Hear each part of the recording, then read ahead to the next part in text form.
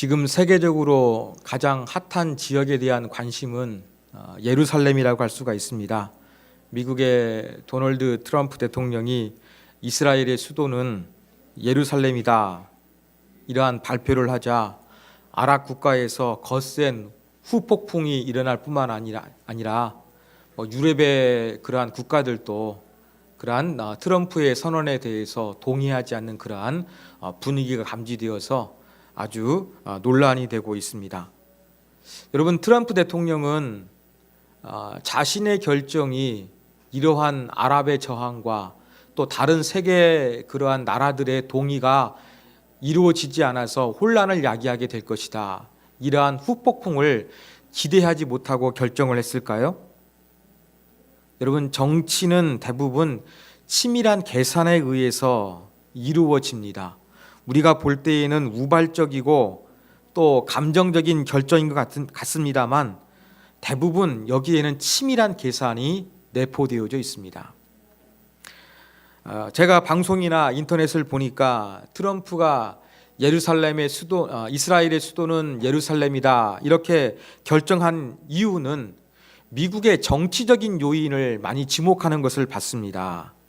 트럼프가 대통령 후보 시절 러시아 스캔들에 대한 것을 지금 특검이 조사하고 있는데 여기에 대해서 자기에게 그 불리한 증언이 나오니까 여기에 대한 관심을 이제 탈피시키기 위해서, 그리고 내년도에 중간 선거쯤 되는 그러한 선거가 있는데 이 선거에서 자신의 지지자들을 결집시켜서 위기를 돌파하기 위해서 이러한 국내 정치의 안전한 부분들을 위해서 국외 정세인 예루살렘이 이스라엘의 수도다라는 결정을 하게 되었다, 이렇게 분석하는 기사와 논평들을 제가 많이 보았습니다. 여러분, 이게 다 무엇입니까? 치밀한 정치적 계산에 의해서 이루어지는 행동이라는 것입니다. 이 예루살렘에 대해서 이 트럼프라는 미국의 대통령은 정치적으로 그렇게 계산을 한다면서 실행에 옮겼는데, 오늘 느헤미야라는 사람은 예루살렘에 오기까지 이러한 정치적인 계산이 아니라 또한 치밀한 하나님에 대한 그 믿음과 민족을 사랑하는 그 마음으로 결정하게 되었다는 것입니다. 우리는 느헤미야 강해를 통해서 그 예루살렘에 대한 안타까운 현실을 듣고 느헤미야가 마음이 동했고 그 현실을 끌어안고 기도했다. 그리고 그곳에 가서 뭔가 자신의 할 수 있는 역할을 위해서 기도했는데 구체적으로 하나님 앞에 자세하게 오랫동안 기도했을 뿐만 아니라 순간순간마다 그렇게 총알기도, 화살기도와 같은 기도를 통해서 하나님의 도움을 요청했던 사람이다. 그리고 그의 기도가 응답되었다라는 그런 부분들을 살펴봤습니다. 이제 오늘은 거기에 의해서 이제 아닥사스다 왕의 허가를 받았으니까 느헤미야가 예루살렘에 도착해서 어떻게 예루살렘 성벽을 재건하느냐, 그 계획을 실행하는 과정 속에서 우리가 배울 수 있는 교훈점을 얻고자 합니다. 여러분, 올해 시작하시면서 계획 세우셨죠? 또 여러분 인생의 중요한 계획들 가지고 계시죠? 그 계획들을 위해서 여러분 고민 많이 하시죠? 누구나 계획은 세우고 계획 때문에 고민하고 치밀한 계획을 위해서 노력합니다. 그러나 오늘 본문에 등장하고 있는 느헤미야와 내가 계획을 세워서 실행하는 가운데는 어떤 차이점이 있는가? 과연 나는 계획을 세우는 느헤미야라는 사람을 통해서 배울 수 있는 그러한 교훈은 무엇인가? 우리가 이러한 부분들을 한번 중점적으로 살펴보기를 원합니다. 자, 느헤미야가 오늘 본문 가운데서 계획을 실행해 가는 모습 한 5가지 좋은 그러한 장점들을 발견해 볼 수가 있습니다. 첫 번째 장점입니다. 느헤미야는 정확한 정보를 얻기 위해서 최선을 다했습니다. 느헤미야는 자기가 지금 열심히 한 4, 5개월 동안 기도했던 것, 그 기도가 응답되었습니다. 금식도 했습니다. 드디어 그 자기가 간절히 원했던 것, 그것이 이루어졌으니까 하나님 감사합니다. 그 감격하면서 흥분하면서 감정적으로 행동했던 사람이 아니었습니다. 다시 한번 하나님 앞에 이제 그 시간을 갖고서 더 정확하게, 더 철저하게 계획을 준비하기 위해서 정보를 수집하고 있는 그러한 모습을 보여주고 있습니다. 오늘 1절 보십시오. 11절을 보십시오. 예루살렘에 이르러 머문 지 사흘 만에 라는 그러한 구절이 등장합니다. 느헤미야는 예루살렘에 도착하자마자 자신의 목적을 실행하기 위해서 성급하게 행동하지 않았다는 것입니다. 왜 3일 동안 가만히 있었을까요? 말씀드렸던 것처럼 수상궁에서 이 예루살렘까지는 1200km가 되는 긴 거리입니다. 이 긴 여행을 통해서 심신이 지쳤기 때문에 휴식이 필요했을 것입니다. 그러한 쉬는 동안에 평소 했던 것처럼 순간순간 기도하면서 다시 한번 자기 자신의 계획을 점검했을 것입니다. 이뿐만이 아닙니다. 느헤미야는 먼저 계획을 실현하기 전에 이 무너진 예루살렘 성벽에 대해서 현장을 조사하러 나가기를 원했습니다. 그런데 이 조사를 하는데 어떻게 하느냐? 3일 뒤에 실행하고 있습니다. 왜 3일 뒤에 실행했을까? 여기에 대해서 느헤미야는 밤중에 무너진 성벽을 조사하기 위해서 나갔거든요. 그렇다고 한다 그러면 지금처럼 전기가 없는 그 시절에 캄캄한 밤에 예루살렘 성벽의 실태를 조사하기 위해서는 달빛이 환해야만 했습니다. 그래서 느헤미야는 의도적으로 그 보름달처럼 달빛이 환하게 비치는 그 시점이 올 때까지 기다렸던 것으로 우리가 추정해 볼 수가 있습니다. 이렇게 직접 밤중에 아무도 몰래 예루살렘 무너진 성벽을 시찰함으로 말미암아 최대한 더 많은 정보를 얻고서 자기의 계획을 실현하기 위해서 노력했던 그러한 사람으로 보입니다. 그러면 정보를 얻기 위해서 느헤미야가 어떻게 노력했는가? 그 구체적인 모습을 한번 살펴보겠습니다. 여러분 화면을 보시면 이 지도 가운데 있는데 여러분 왼쪽에 있는 지도가 그 예루살렘 성입니다. 근데 검은색으로 보이는 부분들이 느헤미야 당시 예루살렘 성이었어요. 이 주위의 성벽들이 무너진 것입니다. 그리고 지금 고동색, 연한 갈색으로 되어 있는 그 테두리가 크지 않습니까? 이것은 헤롯이 건설한 예루살렘 성입니다. 헤롯이 느헤미야 시대의 그 예루살렘 성벽보다 훨씬 크게 도시를 건설했다는 것을 우리가 알 수가 있어요. 그런데 이 예루살렘 성벽을 느헤미야가 조사하는데 어디서부터 조사하냐면 이제 오른쪽에 있는 지도를 보시면 여러분 골짜기 문이라는 데가 있습니다. 예루살렘은 그 당시에 저 위쪽에는 성전이 있었고 아래쪽에는 다윗의 궁전이 있었거든요. 느헤미야는 이 골짜기 문이라는 다윗성이 있는 곳으로부터 시작해서 분문은 최남단인데 예루살렘 성에 여기에는 쓰레기를 처리하는 곳이 있었을 것이다. 그렇게 추정을 합니다. 이 아래쪽 방향으로 해가지고 샘문을 지나서 수문으로 올라가는 이러한 방향으로서 느헤미야가 야간에 예루살렘에 무너진 그 성벽의 현실을 조사하려고 했습니다. 그냥 무턱대고 왕의 친서까지 받았으니까 내가 왕의 허가를 받았으니까 자신 있고 당당하게 떳떳하게 예루살렘 성벽 재건하면 된다. 느헤미야는 그렇게 행동한 것이 아니라 이렇게 밤중에 철저하게 무너진 성벽의 현실이 어떠한가 다시 한번 자신의 눈으로 직접 확인하는 최대한의 정보를 수집하는 그러한 모습을 보여주고 있는 것입니다. 여러분 재미있는 것은 무엇이냐면 느헤미야가 이런 방향으로 지금 시차를 떠났는데 오늘 본문의 기록에 의하면은 느헤미야가 골짜기 문을 지나서 출발해서 북문을 통해 가지고 샘문까지 왔다가 그 이상은 말을 타고 말이 아닐 수도 있습니다. 이 짐승을 타고 더 시찰하기가 힘들었습니다.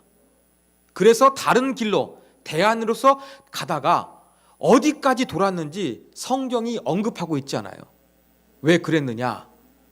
지금 느헤미야가 최소한의 그 인원을 데리고서 밤에 성벽에 대한 조사를 떠났는데 이 짐승을 타고 나갔거든요.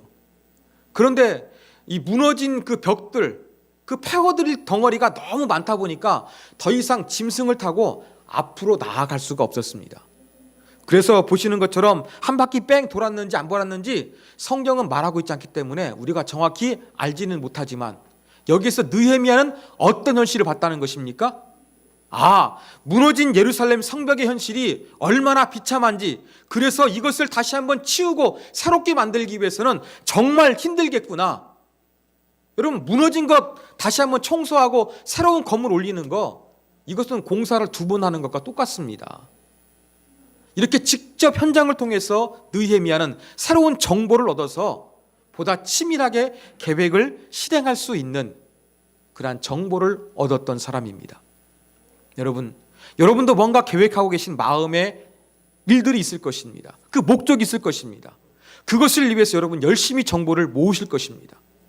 다시 한번 느헤미야처럼 여러분이 다시 한번 최선을 다해서 그 정보를 얻어서 내가 계획하고자 하는 일에 보다 완벽한 정보를 얻기 위해서 노력해야 된다는 모습을 우리가 배울 수가 있는 것입니다. 두 번째, 느헤미야는 적절한 타이밍에 계획을 실행했다는 것입니다. 자, 12절 말씀 같이 한번 읽겠습니다. 시작. 예루살렘을 위해 무엇을 할 것인지 아무에게도 말하지 아니하고 밤에 일어나 몇몇 사람과 함께 나갈세. 느헤미야는 계획을 실행하기 위해서 제가 말씀드린 것처럼 야간에 성벽을 조사했거든요. 그러면서 최소한의 인원을 데리고 나갔습니다. 이 사실에 대해서도 비밀로 했고 당분간 이 사실을 많은 사람들에게 알리지 아니했습니다. 왜 그랬을까요? 아직 이것을 공개할 만한 타이밍이 아니다. 그 시점이 아니다. 이것을 느헤미야가 느꼈기 때문에 자기의 계획을 실행하는 가운데서 조금은 보완이 필요했다. 이렇게 판단했던 것입니다. 아닥사스다 왕의 친서까지 자기가 생각하지 못했던 그런 군사적인 호의까지 얻어가지고 예루살렘에 도착했는데 느헤미야는 의외로 조심스럽게 행동합니다. 왜 그랬을까요? 여기에는 2가지 이유가 있습니다. 첫 번째 이유는 바로 무엇이냐면 외부적인 요인 때문에 그렇습니다.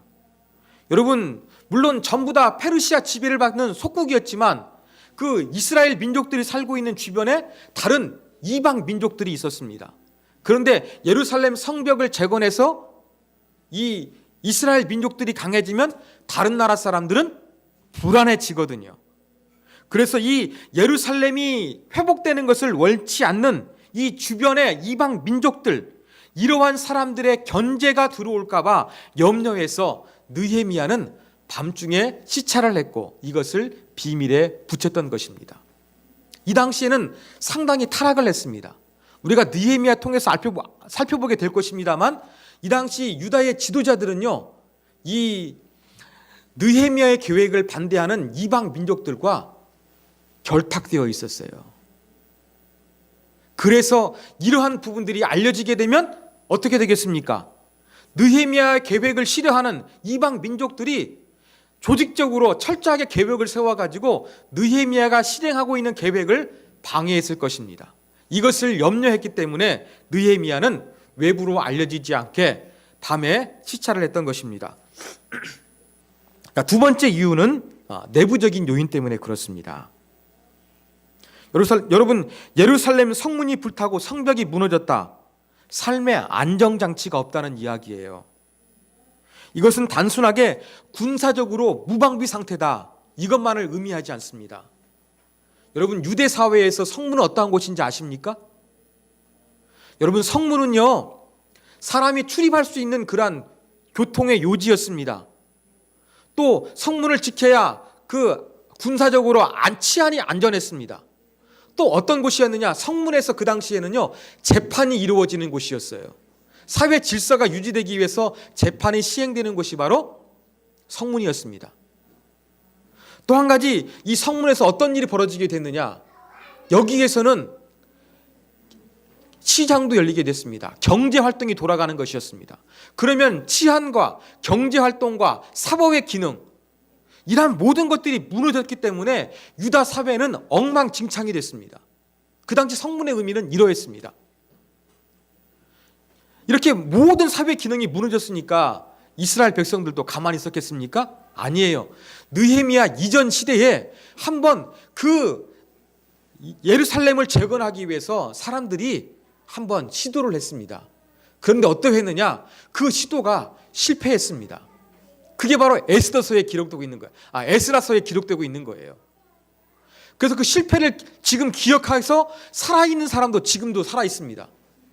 이러한 사람들은 과거에 한번 뭔가를 위해서 노력했는데 실패했으니까 여기에 대한 두려움이 있는 거예요. 또 뭔가 시도해봤자 우리가 실패하겠지라는 패배의식에 있는 거예요.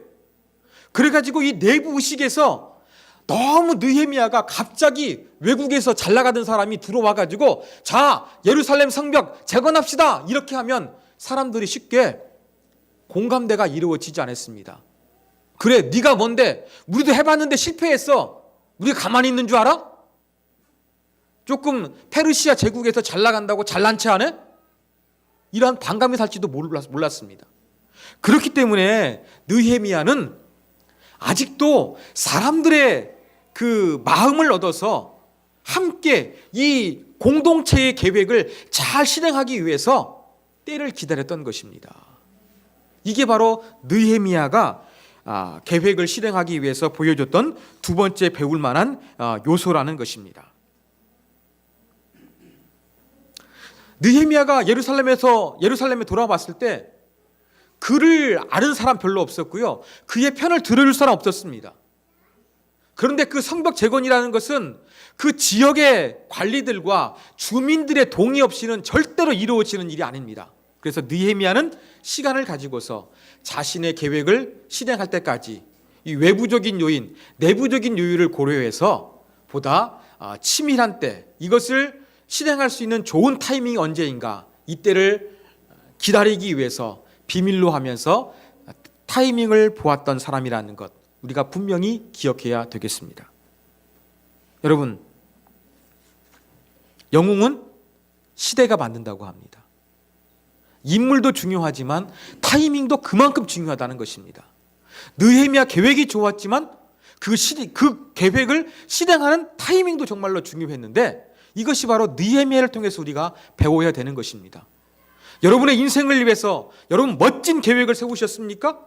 정말로 아름답고 치밀한 계획을 세우셨습니까? 그것을 실행하는데 뭐가 필요합니까? 적절한 타이밍을 포착하는 지혜가 필요합니다. 이것이 바로 두 번째로 느헤미야를 통해서 배워야 될 요소입니다. 자, 세 번째, 느헤미야는 자신의 계획을 가급적 많은 사람들과 공유하는 지혜를 발휘했습니다. 자, 17절 보십시오. 후에 그들에게 이르기를, 한동안 비밀로 했다가 적절한 타이밍이 되니까 느헤미야는 어떻게 하냐? 이제 드디어 그들 이스라엘 백성들에게 알립니다. 그들이 누구일까? 여러분 16절에 잘 기록되어 있습니다. 자, 바로 여기 나와 있는 사람들은 유다 사람들. 유다 사람들은 누구를 이야기하냐면 그 지역 포로 시대에 살고 있던 예후디라고 표현합니다. 예, 포로 시대에 예루살렘 지역에 살고 있던 사람들을 유다 사람들로 표현했습니다. 제사장들 알고 계시죠? 그다음 귀족들, 12지파의 우두머리나 아니면은 어떠한 그 종족 그 가문이 있는데 가문의 지도자급 되는 사람들을 이야기하죠. 방백들, 유다의 행정 관리를 이야기합니다. 그 외에 일하는 사람들, 건축할 수 있는 전문적인 기술자를 이야기합니다. 그렇다고 한다 그러면 느헤미야는 이제 한동안 비밀로 했다가 자기의 계획을 사람들에게 알렸다는 거예요. 누구에게 알렸습니까? 종교 지도자, 행정 관리, 그 다음에 그 지파의 지방의 가문의 리더급 사람들, 그 다음에 일을 감당할 수 있는 전문가들, 그 다음에 지역 주민들, 모든 사람들에게 자기의 계획을 알렸다는 것이 오늘 본문을 통해서 우리가 배울 수 있는 것입니다. 일을 성공하기 위해서 어떻게 해야 되느냐? 느헤미야는 많은 사람들과 자신의 계획을 공유하고 또 소통하고 같은 비전을 품기 위해서 노력했던 지혜로운 사람임을 알 수가 있습니다.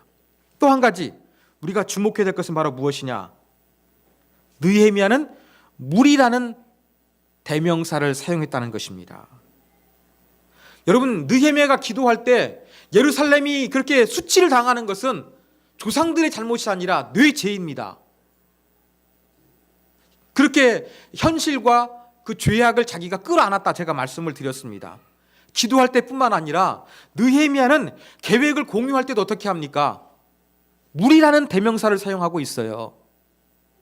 내가 너희들을 위해서 삶의 터전을 안전시키기 위해서 내가 높은 자리를 버리고 목숨을 걸고서 이 자리에 왔노라. 그러니 내 말을 듣고 따르시오 라고 하면서 이스라엘 사람들과 자기를 분리하지 않았어요.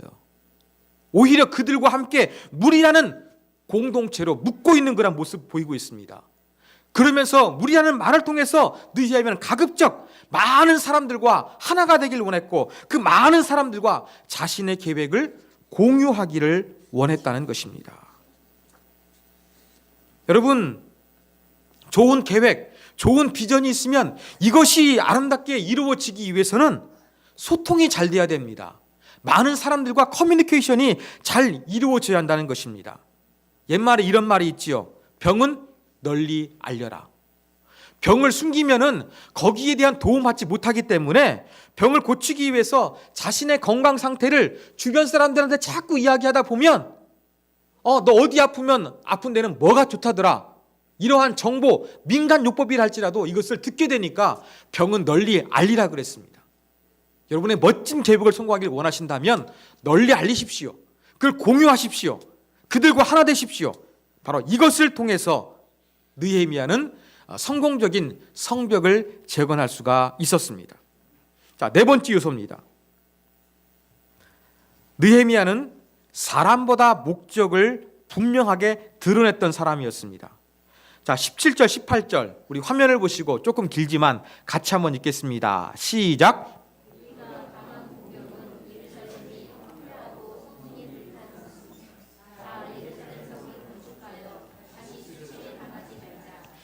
또 그들에게 하나님의 선한 손이 나를 도우신 일과 왕이 내게 이른 말씀을 전하였더니 그들의 말이 일어나 건축하자 하고 모두 힘을 내어 이 선한 일을 하려 하매. 자, 느헤미야가 지금 자신의 그 편이 없었거든요.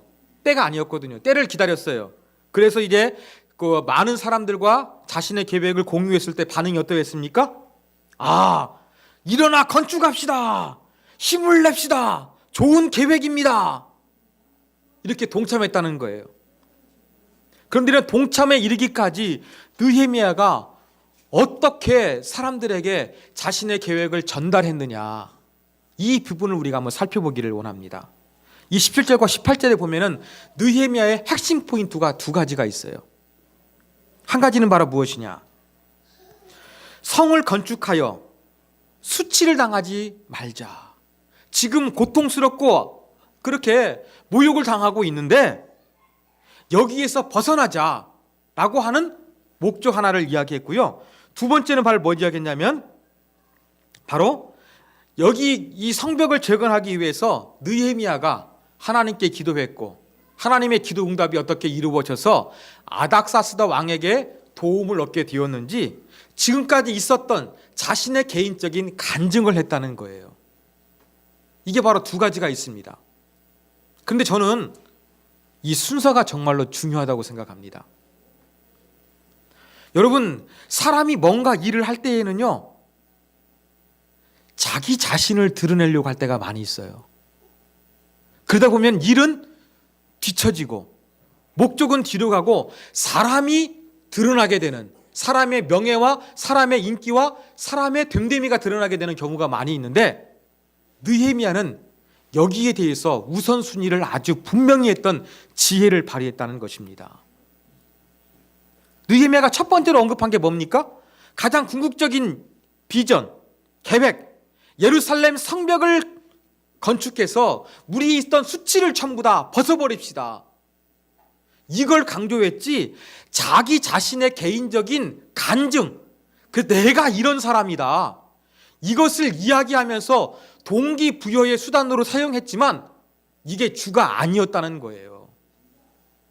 어떤 사람들은요, 뭔가 일을 위해서 하다가 자꾸 일 자체를 되게 하기보다는 자기가 어떤 사람인가를 보여주고 싶은 사람이 있어요. 여러분, 그렇지 않습니까? 이건 실수거든요. 근데 느헤미야의 모습 보십시오. 느헤미야는 그렇지 않았어요. 먼저 앞선 것이 바로 무엇이었습니까? 자기 자신의 간증보다 앞선 것은 정확한 목표였어요. 정확한 계획이었어요. 이 비전이었어요. 먼저 이것을 붙잡고 씨름하고 있는 그런 아름다운 모습을 느헤미야가 보여줬다는 것입니다. 여러분은 어떠합니까? 우리도 뭔가 좋은 계획을 품어가지고 치밀하게 진행합니다. 그 가운데 우리는 일을 성공시키는 것이 아니라 나 자신을 드러내려고 하는 욕심이 들어갈 때가 많이 있다는 것입니다. 근데 느헤미야는 이러한 오류에 빠지지 않고 계획을 실행하는 아름다운 모습을 보여주었습니다. 자, 마지막 5번째입니다. 느헤미야는 사람보다 하나님만을 신뢰하는 사람이었기 때문에 그의 계획은 성공할 수가 있었습니다. 자, 내부적으로는 이제 그 비전 공유를 통해서 이스라엘에 살고 있는 모든 공동체가 우리 이제 성벽을 건축합시다. 여기에 힘을 냅시다. 마음을 모아 주었어요. 내부적으로는 성공했어요. 근데 외부적으로는 어떻게 되었습니까?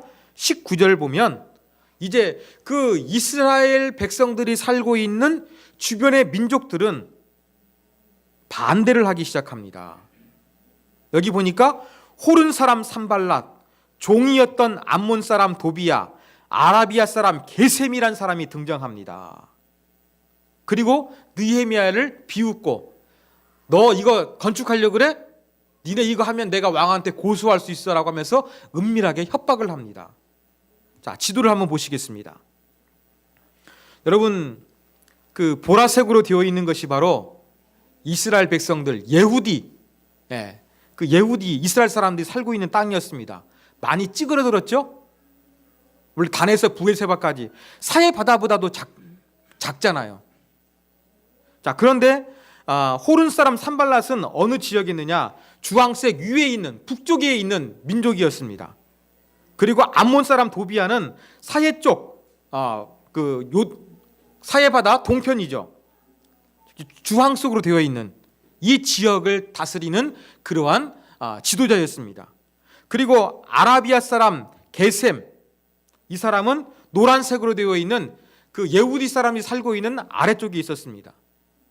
여러분, 이렇게 이스라엘 백성들을 둘러싸고 있는 사방에 이방 민족들이 있는데 이 중에서 북쪽과 남쪽과 동쪽에 있는 사람들이 함께 연합작전을 펴가지고 성벽을 재건하면 내가 왕한테 너희를 고소하겠다 비웃으면서 조롱하고 있는 그러한 모습을 보여주고 있다는 것입니다.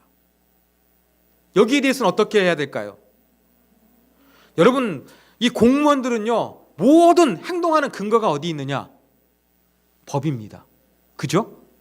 그러면 느헤미야도 페르시아의 공무원이기 때문에 법으로 내밀어야 됐어요. 뭘 강조하면 됐습니까? 아닥사스다 왕의 친서. 봐라 이놈들아, 왕이 나한테 친히 허가해준 목재 사용권, 통행권, 군사 이용권 다 왕의 친사가 여기 있다. 너 이것이 있는데 너희들이 왜 까부냐?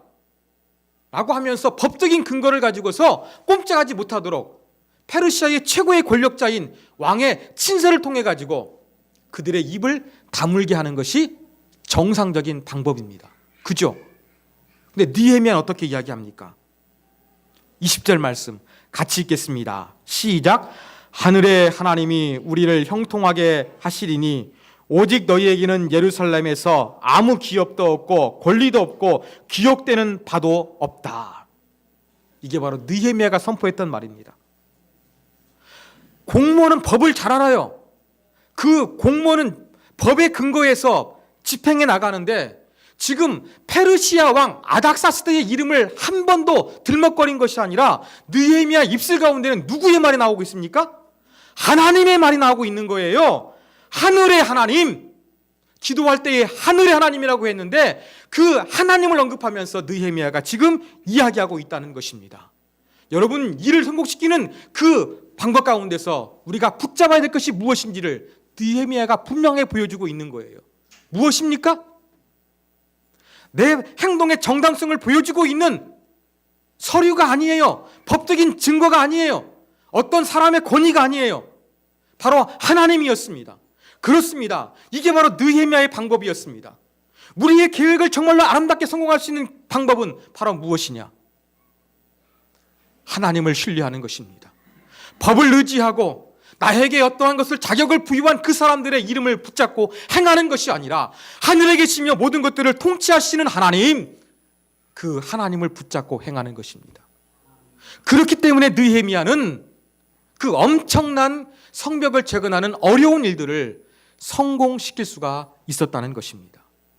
이게 바로 오늘 우리가 배울 수 있는 느헤미야의 모습입니다. 사랑하는 여러분, 우리는 계획 누구나 세우고 있습니다.